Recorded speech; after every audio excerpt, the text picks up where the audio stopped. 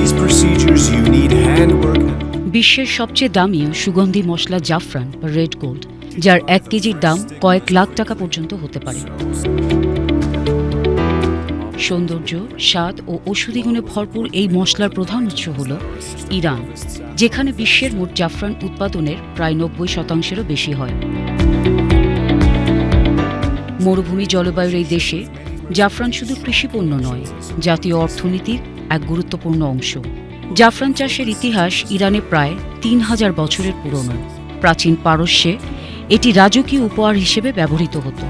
আজও ইরানের খোরাসান প্রদেশ, বিশেষ করে মাশহাদ, কায়েন ও তরবত শহর বিশ্বজুড়ে জাফরান উৎপাদনের কেন্দ্র হিসেবে পরিচিত। বছরে প্রায় 300 টনেরও বেশি জাফরান এখান থেকে রপ্তানি হয়, যা ইরানের হাজার হাজার কৃষকের জীবিকার উৎস। জাফরান শুষ্ক, ঠান্ডা ও রৌদ্রোজ্জ্বল আবহাওয়ায় ভালো জন্মে। উচ্চভূমি ও পানি নিষ্কাশনযোগ্য দোআঁশ মাটিতে এর ফলন সবচেয়ে ভালো হয়। মাটির পিএইচ মান 6 থেকে 8-এর মধ্যে রাখতে হয়। জাফরান উদ্ভিদ মূলত কন্দ জাতীয়।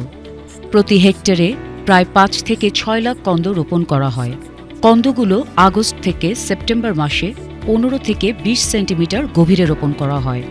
অক্টোবর থেকে নভেম্বর মাসের মধ্যে ফুল ফোটে।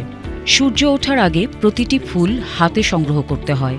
প্রতিটি ফুলে থাকে 3টি করে লাল রঙের স্টিগমা, যেটি মূল জাফরান।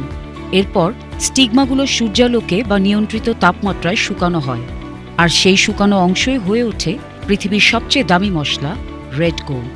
তবে এই লাল সোনার রাজ্য এখন নানা চ্যালেঞ্জে জর্জরিত।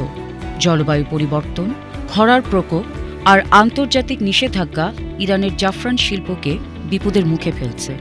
তবুও প্রতিদিন ভোরে যখন মরুভূমির প্রান্তে সূর্যের আলো ছুঁয়ে যায় খোরাসানের মাটিকে, তখন কৃষকের হাতে ফুটে ওঠে আশার রং।